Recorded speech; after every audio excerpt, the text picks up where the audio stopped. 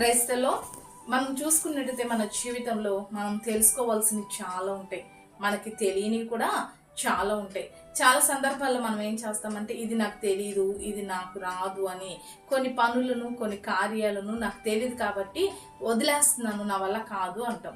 కానీ నేర్చుకోవడానికి మనం ఇష్టపడాలండి. దేవుడి బిడ్డలు ప్రతీది కూడా నేర్చుకోవాలి. నీకు తెలియదు ఏదన్నా ఉన్నట్టయితే దేవుని యొక్క వాక్యం ద్వారా దేవుడు సమస్తాన్ని తెలియపరుస్తాడు. అందుకే భక్తుడు చెప్తున్నాడు, నాకు తెలియనిది నాకు నేర్పించు ప్రభువా అని.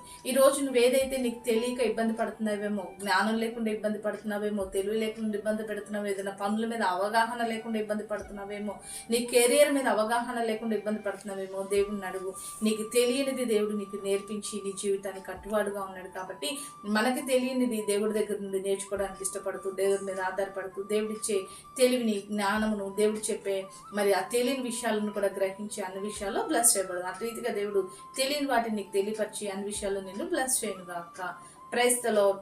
ఈ మాటలు, ఈ యొక్క వాక్యాలు మీకు ఆశీర్వదకరంగా ఉన్నట్టయితే అనేకులు దీన్ని లైక్ చేయండి, షేర్ చేయండి, సపోర్ట్ చేయండి. Thank you so much.